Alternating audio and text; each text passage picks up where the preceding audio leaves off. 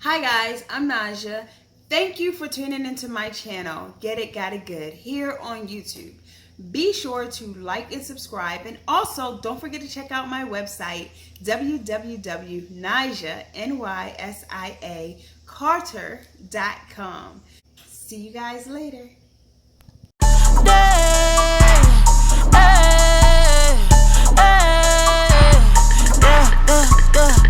Okay, yeah, good day, yeah, ice on snowflakes, yeah, smile on Colgate, yeah, I'm propane, don't try to put me in no lane, cash out jumping in both lanes, I ain't gotta tell nobody no names, got go house.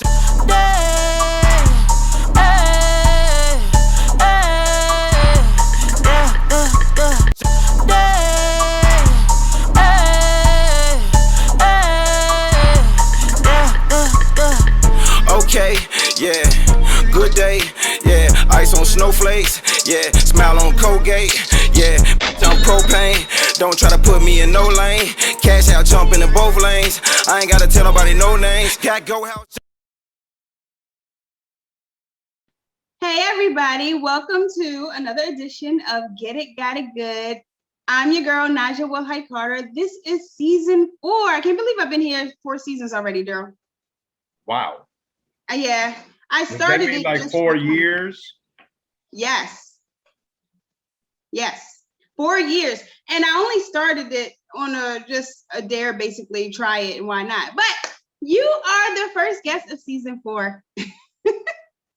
So welcome. Awesome. Everybody, if you don't know who this man is, this is Daryl Mooney. And, I got the chance to meet you in person when you were here in Baltimore. Yes. Now, you were here in Baltimore for Paul Mooney, your father's tribute, right? Yes.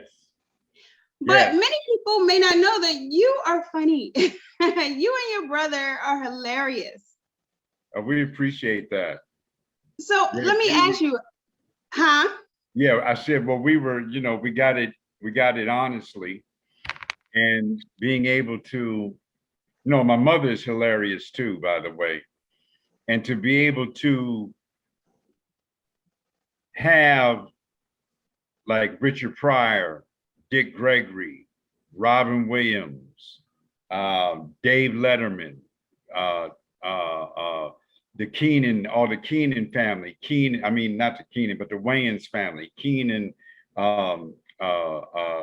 Damon, and the rest of them, all of them, knowing them and them coming to the house and all this humor and all this comedy, and at the Comedy Store when we were 13 years old and 15 years old, to be able to hang out at the Comedy Store before the explosion of comedy. And I'm talking about before the explosion of white comedy, before David Letterman and Jay Leno even had their talk shows, when they were just up and coming comics. Andrew Dice Clays, the Sam Kinnisons, and the Robin Williams, and then be around all of these people growing up, you kind of develop that sense of humor, because it is a sense of humor. It's sense. You got to feel it. You can't think it. You got to feel it. Even when you're thinking it, it's got to be a feeling behind it that is because there's a timing and a rhythm to comedy. And when you're around comedians all the time, it's that timing and that rhythm you get involved in, and you pick it up osmosisly. So that's why I say we got it honestly. So a lot of people don't know who we are, did not know who we are. So they're like, because a lot of people think we're gonna come out with these teenagers and these, no, we're 63 years old. They just had not heard of us. And, but we've been around doing our thing, but we were always more community oriented than Hollywood oriented, because we saw the insides of Hollywood, and we weren't there were a lot of things we were impressed by about Hollywood, but there are a lot of other things we were not impressed by. Yeah. So it made us go in a different direction, where since our father was there hitting it real hard in Hollywood, the name was always taken care of. So we just chose to go in the community, to learn about spirituality, to learn about real Black history, to learn about wellness, to learn about relationships, to basically develop self. And then that turned into developing and getting into money because of Hollywood. For years, for decades, money was the last thing that I wanted, because I thought, because of living in Hollywood, the richer you were, the crazier you were. I can see why you thought that, though.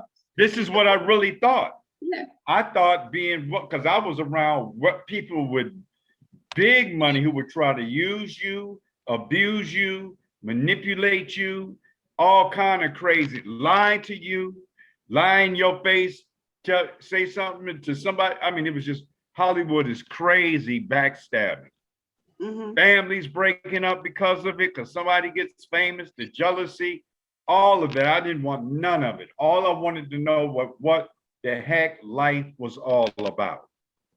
When I did my first movie, The Fish That Saved Pittsburgh, me and my brother, we did 3 months of shooting in Pittsburgh. It was the basketball movie starring Dr. J. We were part of the basketball team. Debbie Allen, Jonathan Winters, Meadowlark Lemon. There were some great people in the movie. When I came back, my father asked me, what do you guys want to do? I had like $10,000. I said, I want to find out what life is about, right? Soon after we got on hold, my brother and I, we were in our early 20s. We got on hold by CBS for a series called Uncle Tom and the Twins. White guy, Tom Dreesen, he was the opening act for Frank Sinatra for years, friend of my father's.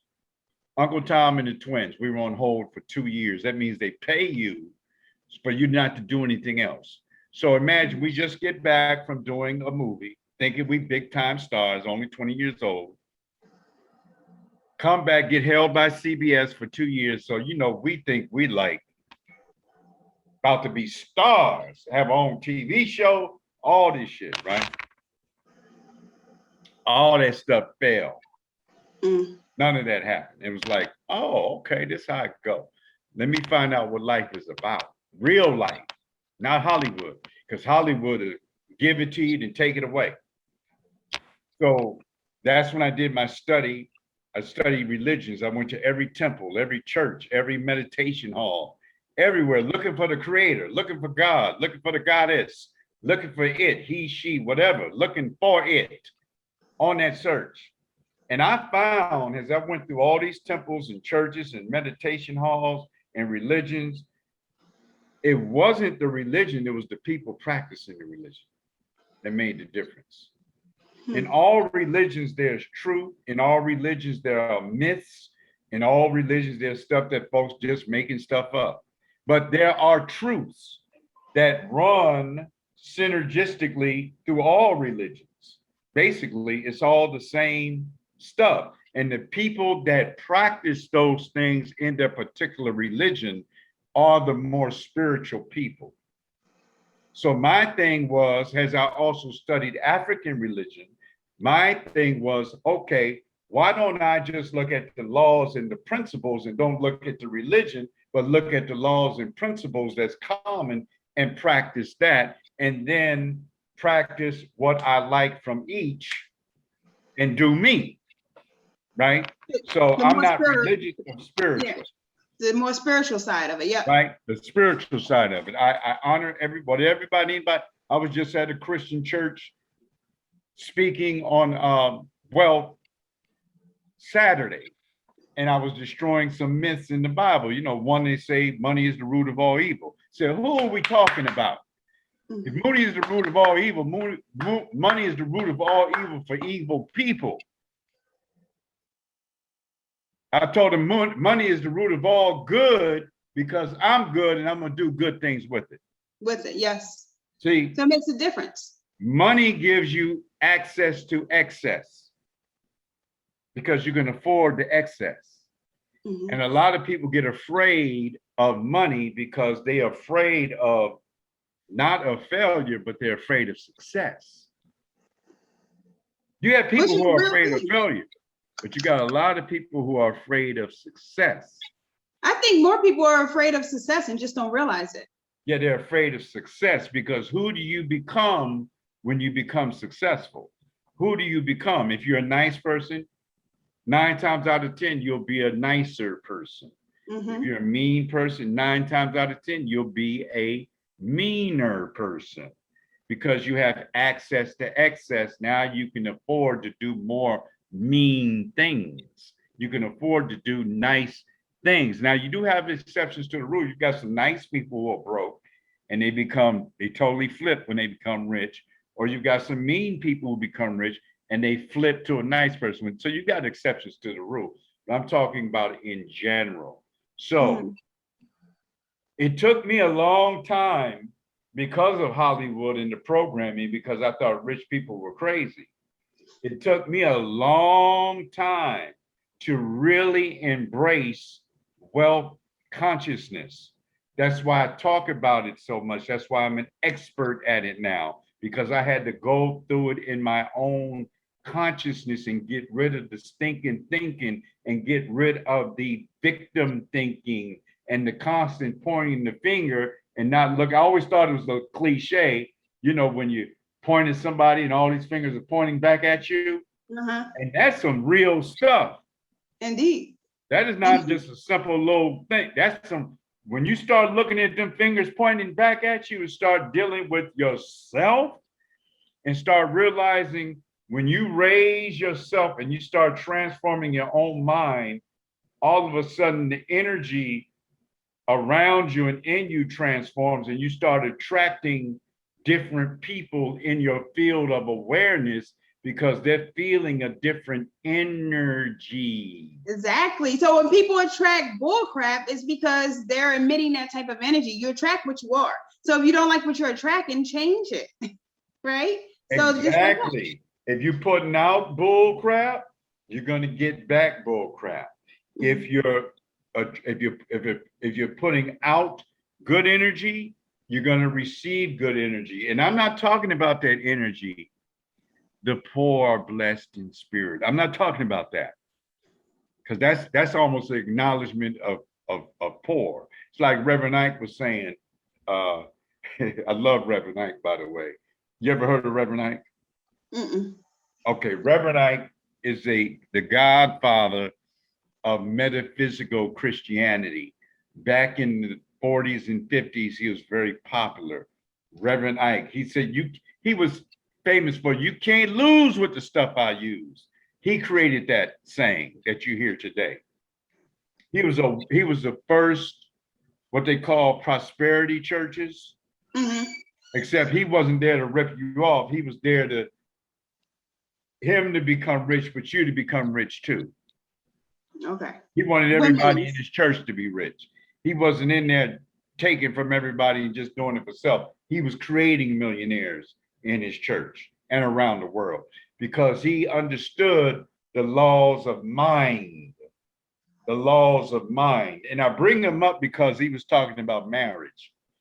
And it made me think of you because you're married, right? I'm married also. But he was talking about the vows that we take. Till death do us part, in sickness and health, and poor, in wealth and in poverty. He was like, He said, you can't affirm both things and then not to accept and then not to receive both of them. He said, I don't do that.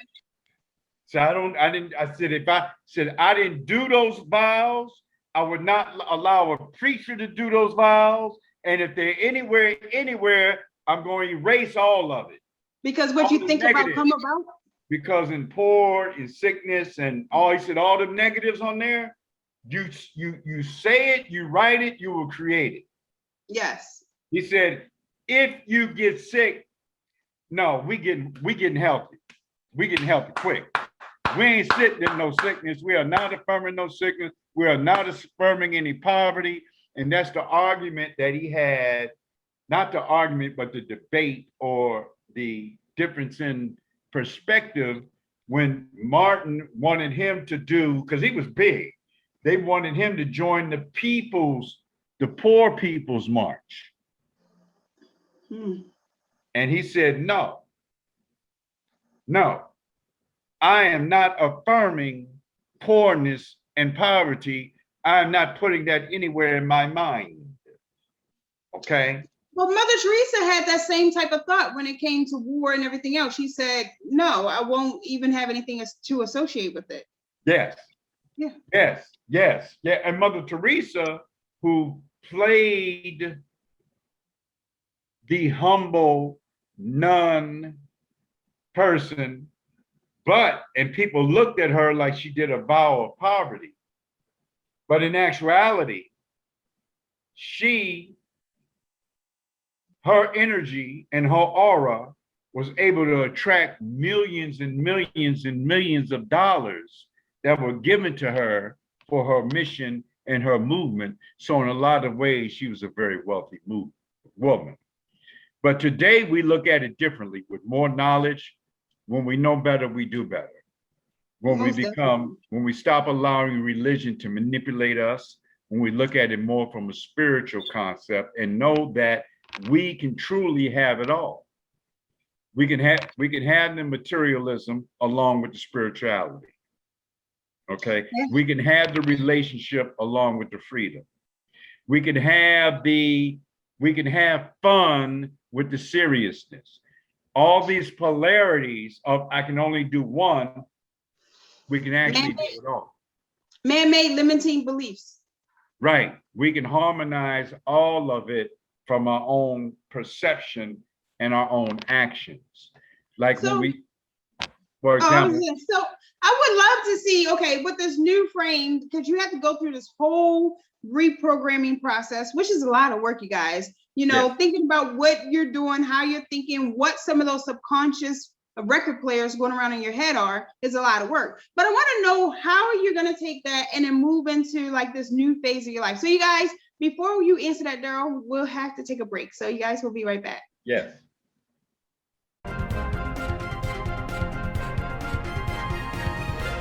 Welcome to WBGR Network, where we are doing some amazing things in the internet media broadcast arena. We would love for you to come visit our state-of-the-art studios and be a part of what we are providing to the world. Contact us today. WBGR Network, where you go, we follow. Call us at 301-429-9247. Welcome back, you guys. If you're just joining us, I have the pleasure of talking to Daryl Mooney, and we are talking enlightenment, for lack of a better word. So, okay, so you went on this journey in your 20s all the way. How long did this journey take? I'm 63, so that was in 20s. That was like, we're talking about 40 years. Because it's a continual thing, correct? And I'm still learning and growing, never stop. That's the law of increase. That is inherent with each human being. The same law that's inherent in the universe is growth. The universe is always expanding. The universe is not what it was yesterday, what it is today. It's more. So in us, we naturally want more. We want more health. We want more beauty. We want more love. We want more money. We want a better house. We want a better car. We always want more. So instead of being mad about that, be glad about that and relax in it. So yeah, it keeps you moving forward. Otherwise, we'd be complacent. If you're not growing, you're dying, like we said earlier.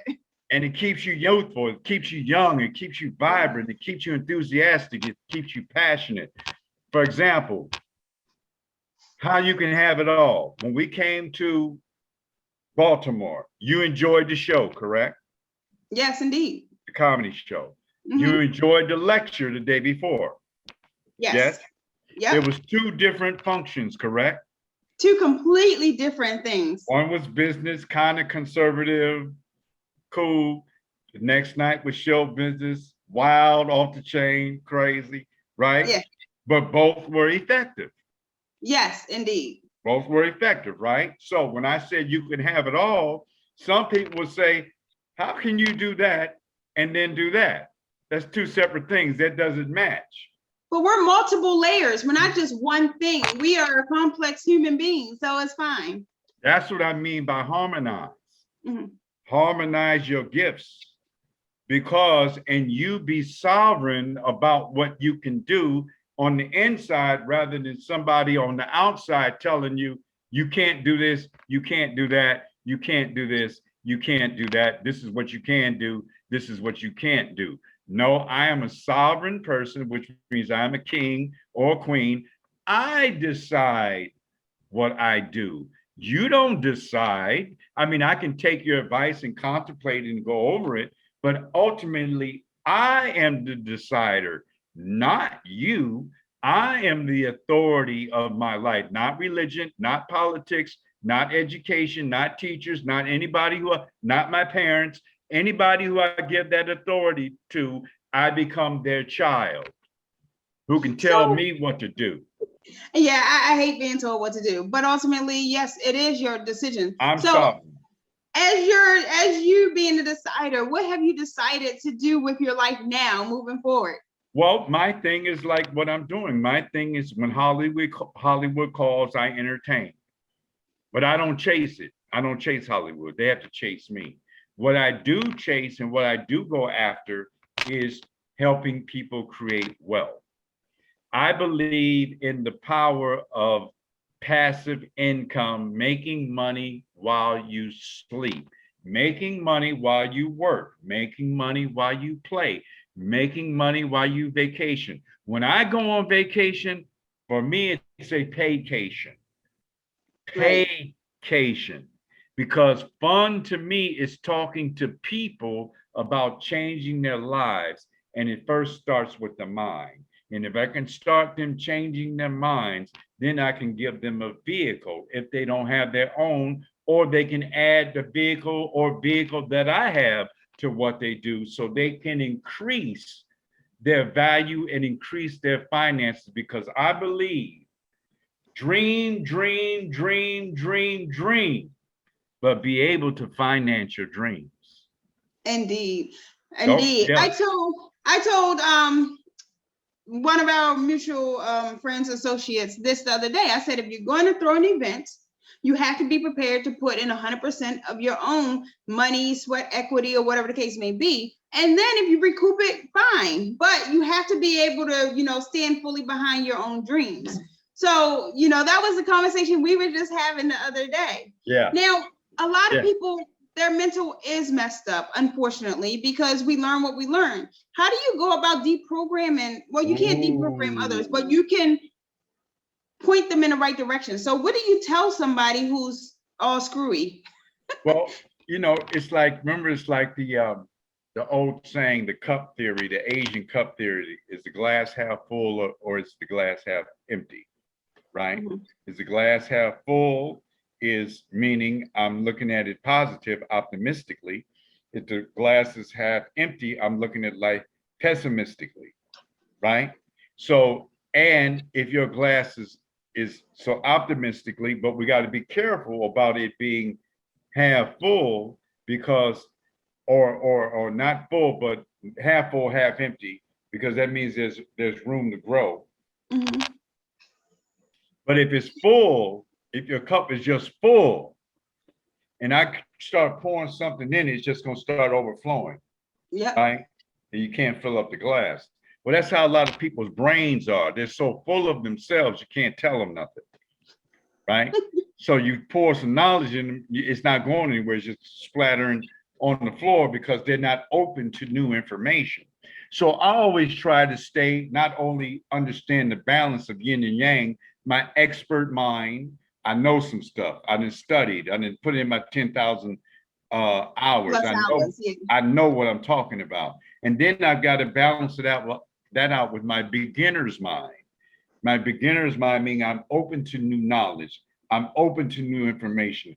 I'm willing to listen and learn and grow, right? You got to balance those two, where you don't get, there's a healthy ego, then there's an unhealthy ego. There's a healthy narcissism and unhealthy narcissism. A lot of people are talking about narcissistic people today. This person is so narcissistic and they're pointing the finger, but they're not looking at their own narcissism. There's a certain narcissism when I'm always calling out narcissists, right? Because I'm not looking at me. Because a lot of narcissists, if people look at themselves and look at the finger, when I'm pointing the finger, there's a lot of qualities about that person I love. I'm just afraid to admit it within myself and afraid to practice it consciously.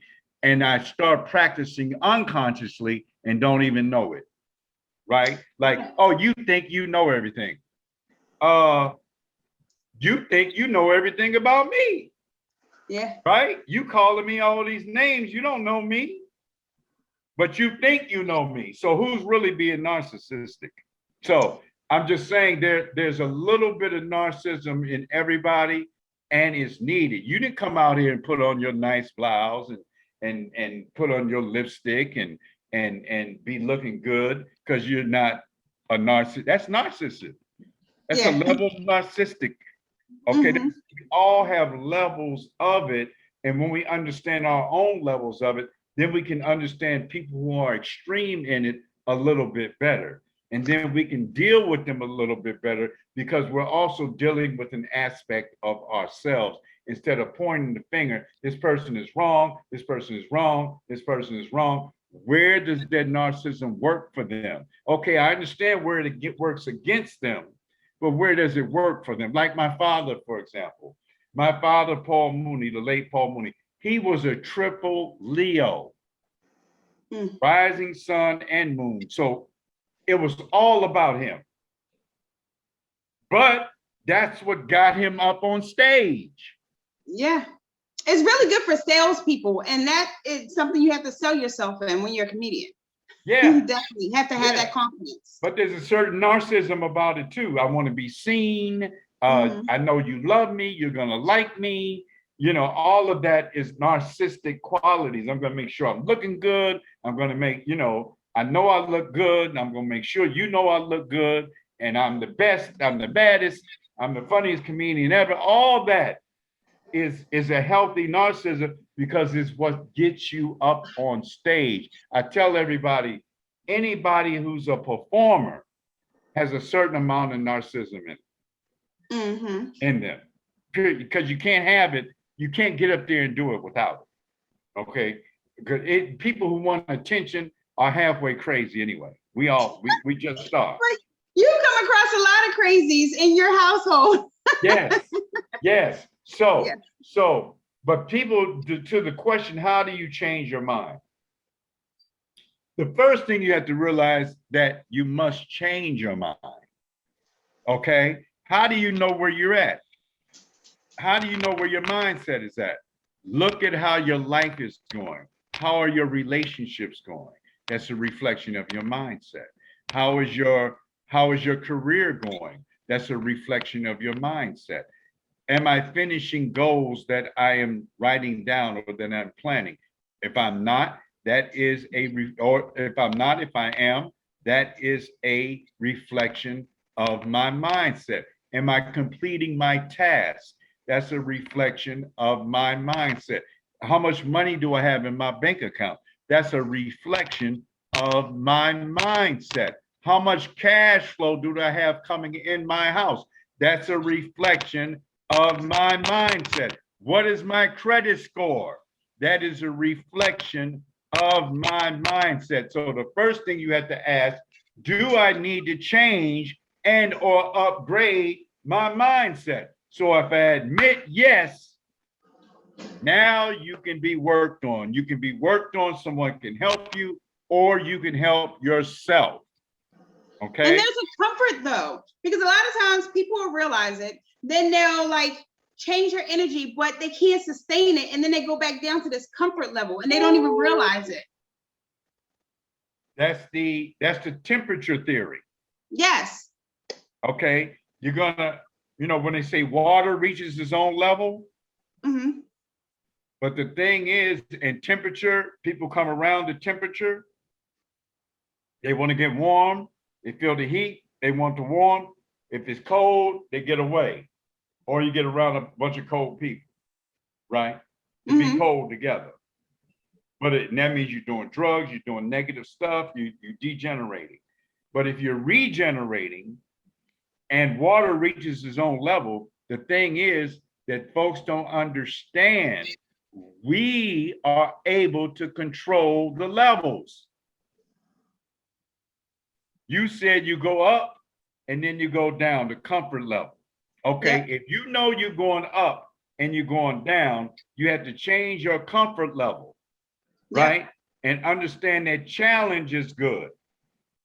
because challenge and obstacles help you break through to different levels so you can be comfortable up here, right? Like Harbecker, who wrote Secrets of the Millionaire Mind, says, and I paraphrase, he said, people don't want to get wealthy because they want to stay comfortable, but other people get wealthy so they can be comfortable.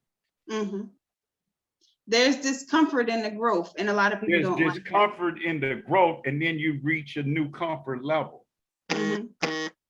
Right? You may not have been if you buy a new house, you weren't comfortable at first, but then you get comfortable in the new home after months and months, and then you want something bigger and better because you're reaching new levels. You may have more children, you may just need more space, period. So you reach new levels and you have to adjust, but you are the one adjusting. They say the biggest killer of motivation is, success, because then you get to a new comfort level. So it's an inner thing. It has success. You have to tune into, like I said earlier, the law of increase. The universe is expanding. So you have to tune into that expansive energy and then expand also.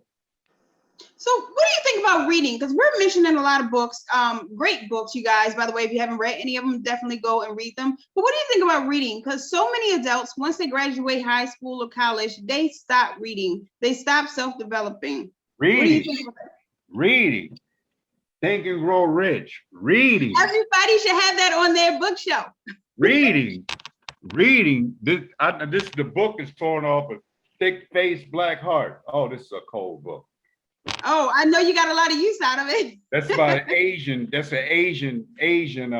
sister. She's passed away, but it's on the warrior philosophy for conquering the challenges of business and life. Powerful. Mind alignment. Wake up to your stolen greatness through mind power. Do I read? I mean, it's obvious to me that you read. Oh my God. Look, I just picked this up.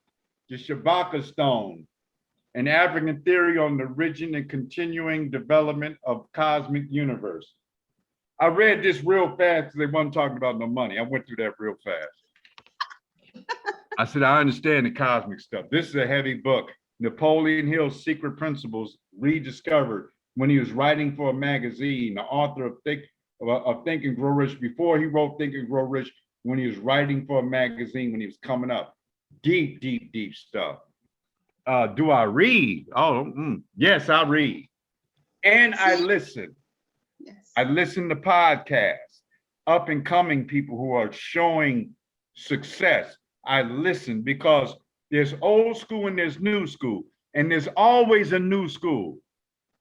Always a new school. And we mature people got to keep up with the vibe of the new school and what the young people are doing so we can tap into that energy too. See, wait. For all my older people listening, rewind and listen to that again. So many people hate change and they don't realize life is change.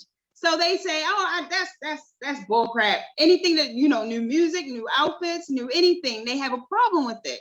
But there's always a new school. Always a new school. Always a new school in fashion, a new school in dance and entertainment, and also a new school in wealth building. Right now, you have so many young people around the world from all backgrounds, all cultures, who are becoming millionaires from the internet, millionaires from technology. This is going on right now. They're doing podcasts. So many. They're doing what they call them. They call them influencers.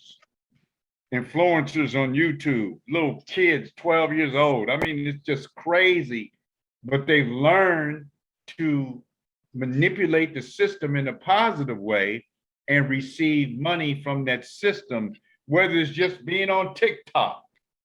I mean, incredible what's going on right now with technology, and it's not going anywhere, okay? It's all, and yes, there's some negative stuff being done, but yes, there's a lot of positive stuff being done. Everything is in your face, but you still have the choice of what river you want to roll with. Do you want to roll with the dirty river, or are you going to roll with the clean river? Do you want to roll with the poverty river or the prosperity river? You have the choice of which way you want to go, and you're going to go with the one where your level of consciousness is. So if you find yourself going around that negative river, then you got to stop yourself, upgrade your consciousness, and change rivers. But that's up to us to do. It's not for anybody. Others can inspire, others can even influence, but they cannot do the work for us. We've got to do the work. And if we don't understand what Nikola Tesla told us in the 20s, a metaphysical scientist, inventor, he said, and his stuff was so bad, he was so years ahead of his time, they would buy him out of his inventions so he wouldn't put them out to the world. Because if the world got him, they would have been driving electric cars back in the 20s. Okay, that's how bad he was. So I'm saying all that to say, he said, when we understand energy, frequency, and vibration, we understand the universe, right? Poverty, negativity, all of that has a vibration. Prosperity, positivity is a vibration. They're both vibrations, but frequency is the level of vibration. For example, both you have on this comb, you have poverty down, the comb is vibration.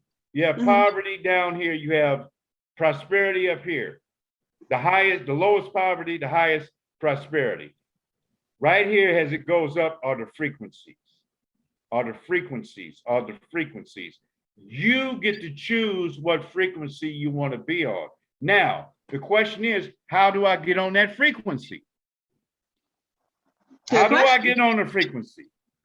So this is where the old standards come in. Affirmations, visualization, writing things down, acting as if, meaning act as though you want to be, so you will soon be what you act like. If you want to be a millionaire, start acting like a millionaire. Start thinking like a millionaire. If you want to be in a great relationship, start acting like you're in a great relationship, at least with yourself. Right. Acting like, being more loving, so being more lovable. How will you be when you're in that relationship? How will you be? What kind of person will be like that person right now? That's how you attract it. Act like you want to be, you will soon be what you act like. Affirmation, visualization, writing things down, having a money consciousness when I talk about wealth, because having a money consciousness is you've got to know the numbers. You can visualize being a millionaire, but how much is it going to cost for you to be a millionaire? Right? How much is this thing that you're trying to create? How much is it going to cost? Because everything has a cost, you guys. How much money do I want to be making weekly? Right. I'm going to be making $5,000 a week this week. I visualized it, I affirmed it, I wrote it down, and now it's actually happening. And it's exciting. But when the $5,000 come, I'm immediately, how am I going to make $10,000 a week? You want to stay ahead in your mind than what you see in the physical realm, stay ahead in the metaphysical realm, because the metaphysical realm is what grows the physical. Right. That's the kind of power we have. But we don't understand that we have that power. Nobody on the outside. Is what we do on the inside, and then the outside must reflect what's going on the outside. Now, do we have racism? Do we have sexism? Do we have people trying to stop us? Yes, we got all that. We've been having all that for hundreds of years. Yeah. But at the same time that we have had that, there have been people who have overcome it. And there have been people that have created their foundation so we can even take it to another level. So we thank the Martins and the Malcolms and the Fannie Lou Hammers and all the great Black, brown, and even white folks who have tried to make a difference and who have made a difference to make it better for us. We thank them, but it's for us to take it to the next level because we are the ancestors we've been praying for. We are the saviors, heroes, and sheroes we've been praying for. We are it. We've learned enough from them. They've been the master teachers. We learned, we've studied, we've copied. Now it's time to do it and share the information. And that's true for every generation. Every generation. Yeah, you build on the last. Yes. And my thing is sharing the wealth. Because for me, money and wealth and your personal economy is key. I've studied the wellness. I've studied the history. I've studied but without money, all of that, if you can meditate, if you can levitate off the ground and can't pay your rent, is that rich? I want to pay my rent. If you can fast for 1,000 days but can't pay your rent, is that rich? But that's so sad because so many Christians or religions say, money is root of all evil, just like we said earlier, the love of money or whatever you want to say. But nowhere does it say you have to be broke in order to be, religious. Well, when they say the poor in spirit, what is that? The poor in spirit will be blessed. What is that? Yeah. The poor in spirit. Okay, the poor in spirit, a lot of these things in the Bible is really not saying what you think they're saying, right? And one of the things, like when they say money is the root of all evil, yeah, money is the root of all evil for who? For evil. Yeah. And it also says in the Bible, money is the answer to all things. Money is the answer to all things. Mm-hmm. Money is the answer to all things.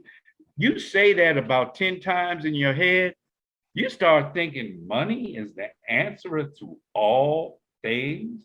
Money gives you options. To the answer to all things. That's heavy. That's most heavy. Definitely. So if I've got a negative attitude towards something that is the answer to all things, then I better get real quick and start changing my attitude around money.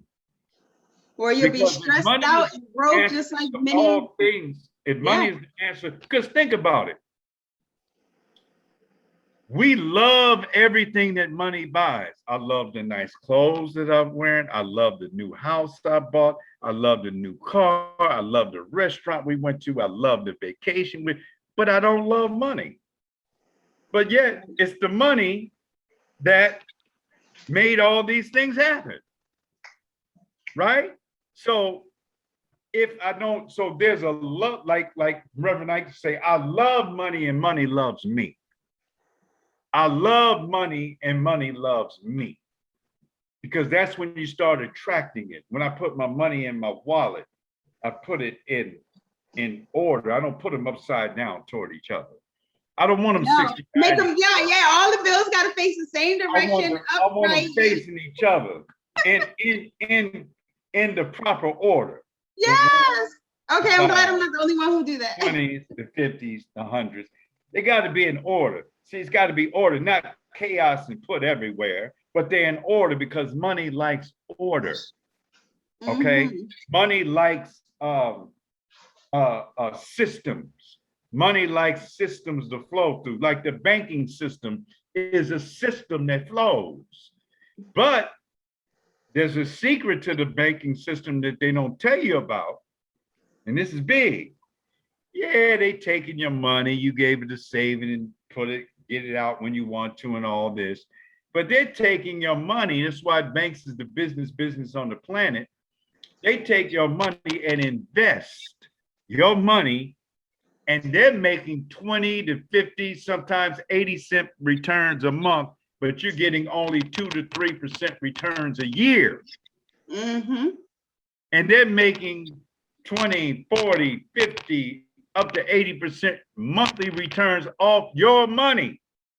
So why don't you just say to yourself, let me become my own bank and do my own investing and get my own returns, right? That's so funny. I preach this all of the time. And get my own returns and be my own bank.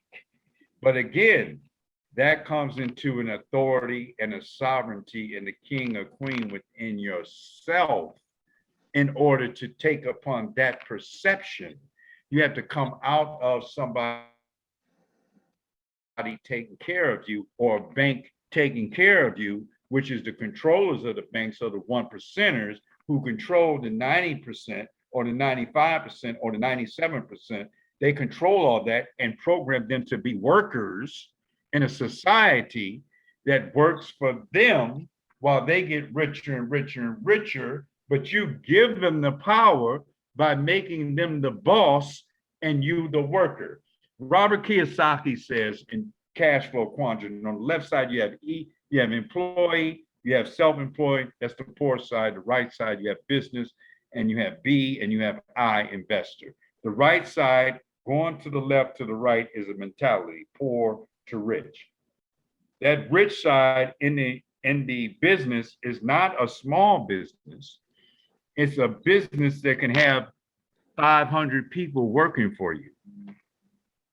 The boss has 500 people working for them. Those workers, now you have exceptions to the rule. If you have stock in a company becomes $1 billion business, you become a millionaire. Cool, love that, that's great. On average, you cannot get rich working a job. No. But the boss gets rich working a job because they got a lot of people working for them, okay? They taught people the systems. Now, how is that modern day slavery? Mansa Musa, back to him. Mansa Musa was the richest man on the planet. He had how many slaves? 500. 500 workers, 500 slaves, 500 people doing work for you that you don't have to do. You've got time to count money and expand your money. Now, what I love about my opportunities, Queen, I can have 500 people working with me, but they all have the opportunity to get richer than me. If they want to. Yep. See what I'm saying? That's what I mean by sharing the wealth.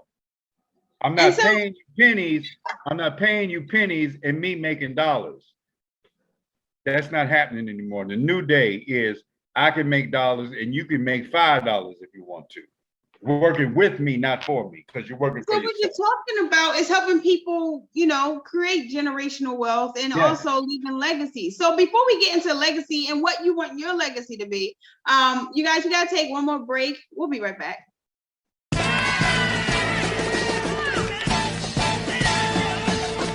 You're live with the city's hottest DJ, DJ Blood Cuts.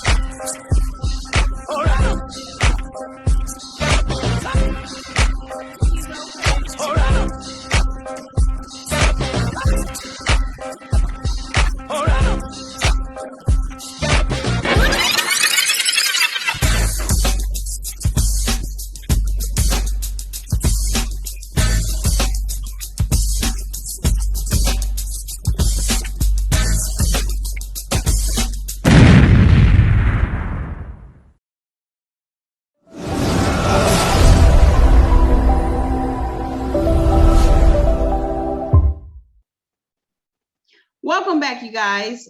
If you have just joined us, sorry for you, go back and watch it. I am here talking to Daryl Mooney. But really quickly, your legacy could be so many things. Anybody's legacy could be whatever they want it to be. But, you know, your father has his legacy. Which, are you guys doing a documentary? I know you didn't like the Pryor documentary. What was that called? Whatever that was called. Didn't like it. Why do you say didn't like it? What made you think I didn't like it? What, Richard Pryor's documentary? Yeah. You stated it. I didn't say I didn't like it. Oh, well, it left off the mention of your father, right? Left out? I didn't dislike it. No, Wait, I don't. where was it called? It was called because I actually looked it up. Oh, I'm on my money thing. So it was called The Last Days of Richard Pryor. Yeah. I didn't dislike it. I saw that about 6 months ago. I watched it, was very entertained about it. Yeah, they left him out, but that's because the wife who controls everything doesn't like my father. So, but she can't do that. She's a white woman and she's crazy as cat shit, and it is what it is. Pryor attracted her and he left her everything, so that's his fault. So, but I thought it was cool. I didn't dislike it. It was cool with me. I like Richard. He has so much in his story. It's like without Paul, doesn't miss the excitement or the profoundity of his story. But we are doing our own documentary. That's what I heard. So how's that going? We just signed contracts. Nas and Dave Chappelle are producing it. We've already got 75% of it is already done. All we got to do now, because we've got footage on him from 3 years of footage of him on the road and comedy people have never seen before. And it's going to be an amazing, amazing, amazing piece. All we got to do now is finish up on interviewing celebrities. But other than that, it's a done deal. And Nas and again, Dave Chappelle are producing it. They're the executive producers. So that's a go. We'll be at Cannes, Sundance Film Festival. We'll be doing the whole Hollywood rounds. So that's gonna be. How did you pick Nas and Dave Chappelle? Because I know I didn't pick them. Came to you. I didn't pick them. They picked it to do. Okay. The young lady who was filming, we were doing a show years ago. This was done like over 10 years ago. This was already being done, and then it was stored in the garage. The female producer woman, she does The Brides of Bridenstine. She's a director and producer in Hollywood. Very nice person. We were doing a show called Judge Mooney. Judge Mooney, where our father was the judge and my brother and I were head writers on the show. And it was at BET, and we worked together, and she was filming it then. And so she called up about a month ago and said when our father passed, and said, I still have all this material. We're going to go forward and do this documentary. And Nas and Dave Chappelle want to produce it because they saw clips of it, and I talked to them about it. And I want you guys in on it because you're family. And we and the family met, and then we hooked it all up, contracts and everything. That's how that. So we're looking forward to that. Do you know when it should be around? I don't know. Everybody will know. I don't know, but everybody will absolutely know. But I've been shooting a lot of different things. There's another, I don't know when the stuff is coming out, but Time Magazine, they did something. They're doing a documentary on Black comedy. And we filmed a segment about my father's part. My brother and I did that in Brentwood.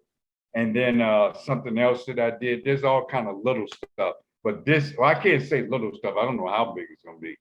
But this one here is going to be major because this will be specifically about him from beginning till end. Okay, so it's going to cover childhood through to death, right? It's going to cover everything. That's awesome. Cover his life. So that's his legacy. What do you want yours to be? My legacy is to be a shift in the wind, meaning the wind is blowing one way. That's degenerative, that's destructive, that's poverty, that's negative, that's lack of self-love, lack of community love, lack of community unity. We have community disunity. My thing to expand positive relationships, expand wealth, expand health, everything good that could happen in our community. I want to be a part of the legacy of blowing the wind that way, helping to change the wind to blow that way, the positive way, the empowerment way. the economic way. That way, I want to be a part of shifting that wind and building a new model that's already in the consciousness of a lot of people's minds, but we need more people doing the action to make it happen. And again, in order for it to do, we have to have a healthy, positive people who can finance it. See, because when we go to people to ask them to finance it, they may or may not like you. When we asking for people for this check, they may or may not like you. And when they don't like you, they're gonna ask you for more back than you're able to, most of the times, able to return. Mm-hmm. So you end up doing the work, all the work, but making not that much of a return. So you're not able to get wealthy. That's why one of my goals, we know Queen Eartha Harris. Mm-hmm. All the work that she does and has done in the community, I've always said to her, sister, when you get into a mindset of prosperity and wealth building, along with what you have naturally with the social aspect of community, because she's always had that. But when you add that wealth mind to it, that millionaire mind to it, that mindset of prosperity and building the economy, you're going to be a force to be reckoned with, because you're going to make money. And once you start making and growing money, the anger and the anxiety changes, right? You're not as mad at white racism as a millionaire than you are at white racism when you're broke. Because when you're a millionaire or a thousandaire, or you have cash flow coming in, see, there's a difference between being financially free and wealthy. Financial freedom is when you have enough passive income that exceeds your monthly bills. Right. Your monthly passive income exceeds your monthly bills. That's financial freedom. I am financially free right now, right? Now it's time to get rich, because I have the time and I'm not to think about moves I can make. Think about the perception mental perceptions I have to adjust depending upon the environment. Now I can be a part of producing my own comedy shows. Right. I don't have to wait on another person. Can you put up some money? I put up my own money. And you don't have that weight of the everyday, how am I going to pay this and this and this, monopolizing your brain. So you then can't be creative because you're financially free. I have to look for stuff to pay for. I have to look for people I owe. Who do I owe to pay back? I have to look. I have to I owe this person. Let me get rid of this karma right here. I have to take care of the businesses because I can take care of it. I don't have to run from bill collectors anymore. Huh? Right. Don't you want to work out? Oh, okay. You know what I'm saying? I can work this stuff out now instead of tripping and running. I can run to them and look for them. It's a different power. It's a different energy. Mm-hmm. It's a different energy. It's a different energy. And to me, if you have the community members doing that and thinking like that, it changes the community. Right. Because the members are the community. The reason why the community is in lack and the community is in poverty, that's because of the mindsets of the community. Right. Right? That's generational, unfortunately. So you got to break that cycle, that chain, those, perceptions and it doesn't take a lot education. Of us. And it doesn't take a lot of us. You ever heard of the 100 monkey effect? Yeah. When they had the banana come in and they put the banana. The sweet potato.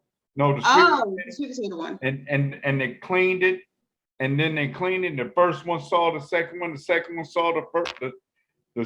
The second one saw the first one. The third one saw the second one. The fourth one, and they just copied each other.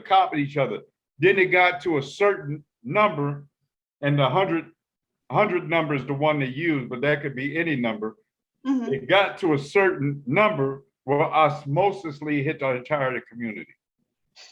Wow. Okay. In other words, it doesn't take everybody. It takes a group of people to do the work, and then osmosisly, because it's in your attitude, it's in your verbal, it's in your language, it's in your thoughts, it's in your emotions, it's in your smiles, it's in your state of being. All of that starts transmuting to your community, and they pick it up. The same way today, drugs, the way they use music, negative music, the way they use programming, all of that comes in, and then we start putting it out in the community. Trash in, trash out. In the community, and we accept it osmosisly, we don't even know what's happening. Right. But when we start being the cause, instead of being masters, effect masters, because we're masters of effect, of whatever anybody want to do to us, we are effective, and we do it. They say black men are wearing dresses. We start putting on dresses, right? They say black men are smoking all the weed. We start smoking all the weed. Whatever the cause that they put out there, we become the effect. Yeah. It's time to be the cause, us the causation, what we affect. We affect the economy. We affect the positivity. We affect the empowerment. We do the affecting instead of being the effect, be the cause that create our own effect. That's all I'm saying. And that's authority. Mm-hmm. And that's being a king and queen. And that's being sovereign within yourself. That's when you start affecting change. When you start doing things. So this has been fascinating. But Daryl, there has to be a way that people can follow, because I know you're coming back to Baltimore soon. Yes. So Absolutely. When is that? We're working on that now. I'm trying to line everything up where we're doing a show, we're doing a seminar, we're doing everything. We got to get them back to Baltimore, and you guys got to come out. It's just hilarious. Yeah, you had a good time at the show? Yeah, most definitely. And I had, my family there as well. My father, my sister, brother-in-law. Really? I had some people there, yeah. I didn't meet all them people. I met your husband. Well, yeah, you met the husband. I didn't meet the sister and the family. It's funny because I found out that Earth and my father know each other. But then again, my dad's a community person too. There's nobody he doesn't know. So right. Yeah. So, you only had your husband at the party afterwards where the lights went out. Yeah. Go find. I know, right? That was weird. That was wild. That was wild. It was fun though. So definitely we'll bring you back. We'll definitely make everybody aware of that. Bring you guys back into town. But what is your social media? Or how can people find social media? Hit me up at Daryl Mooney, Daryl Mooney. Hit me up with my online, The Wealth Portal Group. The Wealth Portal Group. Join that on Facebook, The Wealth Portal Group. They can hit me up on Instagram, Daryl Mooney, Daryl Mooney, Mooney. And right now they can go to DwayneMooney.com, which is going to be changed to the Mooney Twins, but right now it's DwayneMooney.com, and they can leave their information there. So that's DwayneMooney.com. That's Daryl Mooney online, Facebook. That's the Wealth Portal. It's also Daryl Mooney and Instagram, and they can hit me up on my email at Mooney, Mooney star, STAR.com, MooneyStar@hotmail.com. Absolutely. So you guys definitely go follow all the links, go check it out. Stay tuned to Get It Got It Good. Eartha Harris page, DJ 5 Star, DJ Diamond Cuts, any of us, because we will be promoting the next event. Yes. All of us. Appreciate you. Okay, well, thank you. Have a great day. I appreciate it. You too. We did 15 minutes a few times. Well, I'll let you talk. You guys, thank you for tuning in to Get It Got It Good, G3 for short. I am your host, Naja Woodhite Carter, and thank you again, Daryl Mooney, for joining me today. Get it, got it good. All right, guys. Peace out. Nothing but love for you.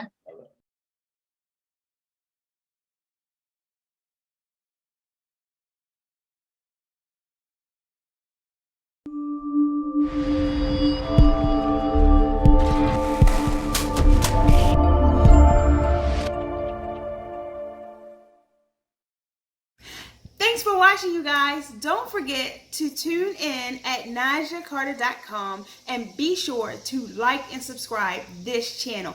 Get It Got It Good. See you guys next time.